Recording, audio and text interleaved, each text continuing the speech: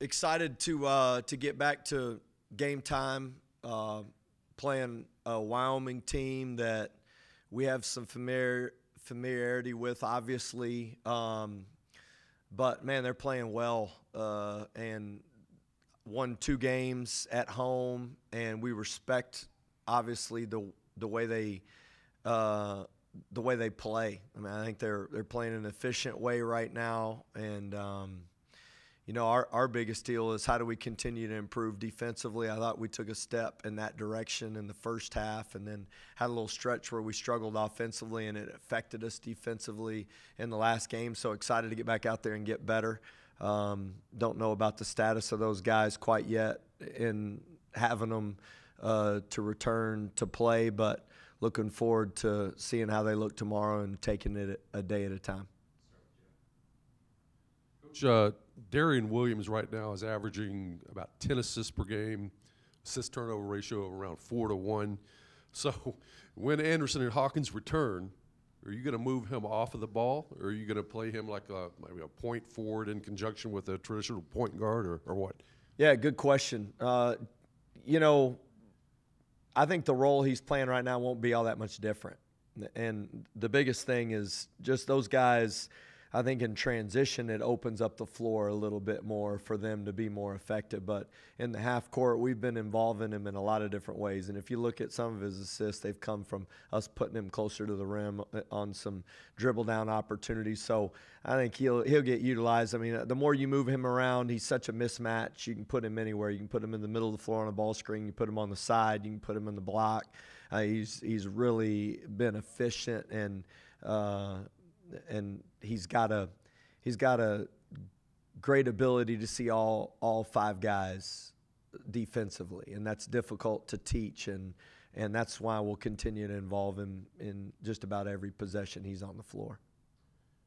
And Chance McMillan, last year it seemed to me that he was primarily sort of a perimeter shooter. That was his main focus on offense. But it looks like this year he's attacking the rim more and getting into the paint more. I was just wondering if that has been a point of emphasis with sort of developing his game a little bit. Yeah, you know, the part that I love about these guys is they all work really hard, and they worked extremely hard in that area. Like, how do we get in the paint, and how do we make the right decision? And they learn. Like, we showed film of a few possessions and scrimmages that nobody saw that we weren't as efficient in, because you work on scoring in individual things all summer long, and then you go out there and you try to do that when you get the first opportunity. And I'll tell you where the biggest growth I've seen is just the simple decision making, where you decide, hey, I'm going to score this one, or I'm going to live to fight another day and make the next play. And so I think that's been the biggest growth, is the ability to get in there and score. He's got some different finishing opportunities that he's taken advantage of, but really it's about minimizing the low percentage ones and making the next play. You talked about in a previous media availability about the loss of your main on-ball defender in Joe Toussaint. After last game, you talked about how KO, you've seen how you think he can progress into an on-ball defender like that. How do you think that'll progress throughout the season with KO? Yeah, I mean, I think if you look at the last 3 or 4 minutes of the game against Northwestern State last week, like, KO really locked in to guarding the ball. And that's when we had our greatest separation in the second half. We struggled. I mean, we struggled to defend one-on-one on the perimeter, and KO, I think his length and his versatility and his ability to not only be quick, but to be a problem because he can contest shots. And I mean, he had a couple blocks in the first half just by walling up at the rim with a smaller offensive player. So I thought he was great early and he was great late. And the thing that I think we need to see continued improvement from everybody is, can we do that for the entire game? I will say this, though. Christian Anderson and Elijah Hawkins' return will help us significantly at guarding the ball. I mean, their experience up there, and they've done it all their lives, and they have a knack for it. They have a nuance that you have to have. That there's physicality, there's also activity level on the ball with your hands and how well you move and how you make people go where you want to go. I mean, both those guys have great experience doing it. So I think that's what'll help us, is you just get reinforcements. And through the first 2 games, we've had to play through a lot of fatigue. And I think we'll slowly get to where we can play guys less minutes and have more energy and activity to create some deflections. It's the one area that we haven't been great. We haven't really turned anybody over in half court, and we've been a little vanilla in that way. And we've got to be more active on the ball. And I think being fresher helps us, and adding those guys, that's where it really helps us. We've seen throughout the season that defensive emphasis, especially around the basket. Throughout the week, what are you preaching to the team and your personal defensive philosophy going through the week and into game day? Yeah, just being aggressive and help, making sure that we're not letting people go where they want, and how quickly can we rotate and get to the next action. With limited numbers, we didn't get the practice that we wanted, and now I think we're getting back to that, adding guys back to practice, and then we can get back to how do you play after the play. And the rotation part of it is where you got to continue to improve, and the more we get guys healthy, the better we'll get. Coach, what are the biggest concerns about the Cowboys coming in? Well, I mean, Sonny, Coach Wicks is really a great game planner. I think he proved last year at Green Bay he knows how to win games in a short amount of time, and he's got a knack for finding a way with the roster that he has, and they've got talent. I mean, they've got a good team. I think their inside play has shown to be difficult to defend. And they've got a good plan, and then taking away perimeter threes, and then that end of the clock. How well do you guard somebody one-on-one when they do get in the paint? When they drive it in there, how well can we maintain physicality without fouling? And then I think their defense has been really solid. They've been physical, and how well do we handle the ball without turning it over? You got a lot of new guys in with the returning guys. How nice is it that these first games are here at the USA? They get to experience it as competition, and the crowd even gets bigger here. Yeah, it's been great to get our new guys' reactions after our first couple of home games. They're like, "Is this what it's really like all the time?" I mean, I think you can talk about it, but until you feel the energy of the USA, until you play in the United Supermarkets Arena in front of Raider Riot, in front of Red Raiders, and just how exciting it can be. It did catch a few of our guys off guard. They're like, "Yeah, you talk about it, but man, this is a fun place to play." So, playing at home is always an advantage, but we got to take advantage of it. I mean, we've got to keep creating the energy by the way we compete, and I think people respect that. You see that with our fans. They appreciate when your team plays hard, and this team will continue to grow and do that. But it has been a tremendous advantage to be able to play at home to start the season.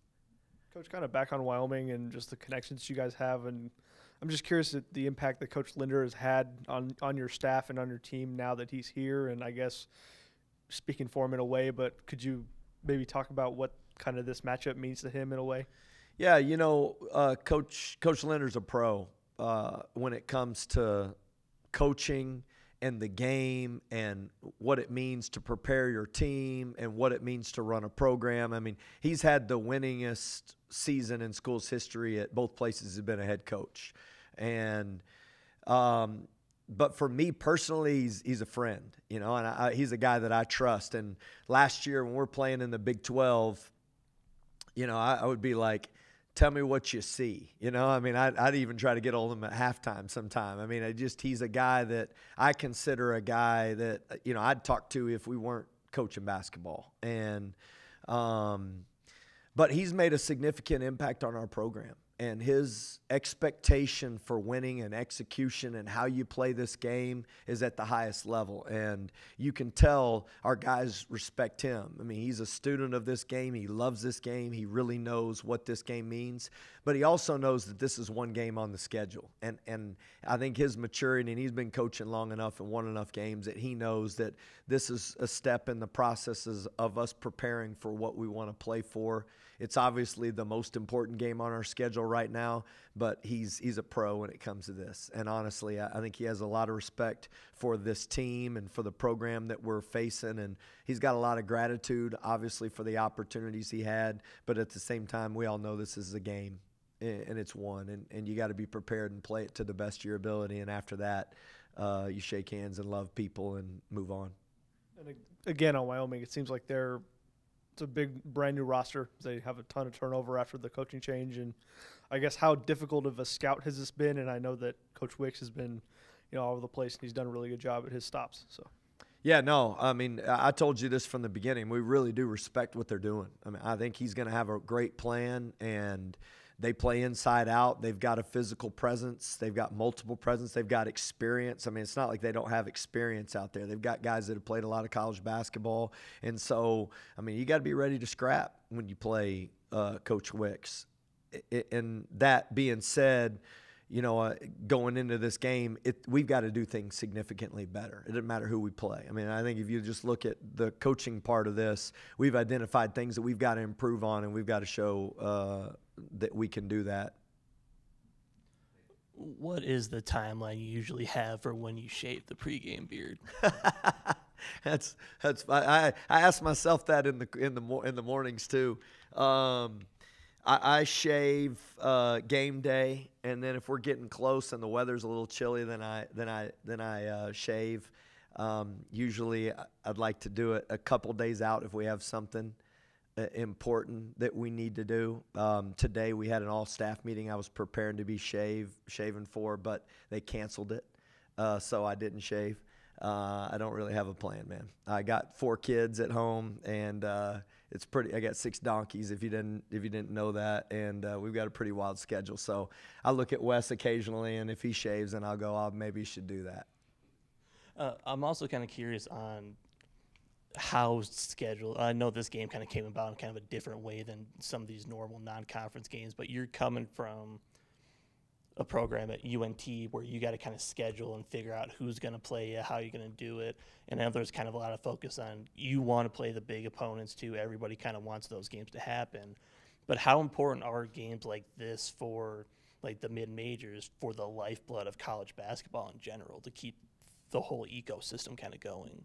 Man, this could be a rant. I'm going to stay away from the rant part, but I think about your question a lot in regards to scheduling, and I actually said this to Ross Hodge, who's the head coach at North Texas now, and they play at Minnesota next, and so they're difficult to get these opportunities for programs like Wyoming, and because you're trying to figure out how you can play games that you feel like help put you in position to make the NCAA tournament.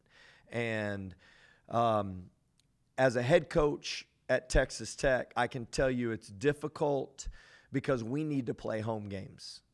We have revenue. We have opportunities to maximize our fans' opportunity to watch us play in Lubbock. But then who wants to come to Lubbock and play? And then you don't want to give up a lot of home games for that opportunity to fill this arena to go play neutral site games too much, because you miss out on the opportunity you have to have home games. And so really, especially with 20 league games this year, now you minimize those opportunities, and then you play in one tournament that we're going to go play in Brooklyn in the Legends Classic, and now you lose 2 games. Now you're down to 8 home games, and then you play a neutral game night. So there is a numbers game here, and we're all trying to figure out, with revenue being so important, how do you put the best schedule together but also create revenue and also put yourself in position to play in the NCAA tournament. I will tell you, I love playing teams that we respect.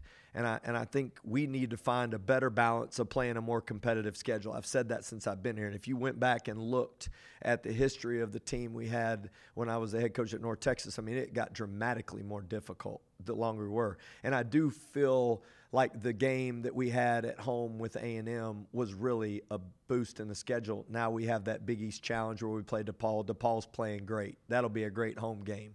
And so, I mean, to me, those are 2 great home games, and then add this Wyoming game. This is moving in the right direction.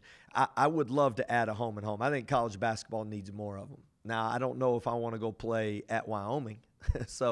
But I think the key to this is, like, how do we keep making this an exciting opportunity for these home fans? I think that's a huge part of it, because I watch these games and I know that that's going to be important moving forward. How do you create revenue, and how do you create opportunities other than maybe the neutral site game, which I think took over there for a while? How do we get these campuses back with great home games and home environments. And felt like we had that last year going into this year, but that obviously didn't work out. So we'll continue to move forward. And I feel for programs, honestly, that have a difficulty of scheduling games, but I don't feel bad enough of them to schedule them.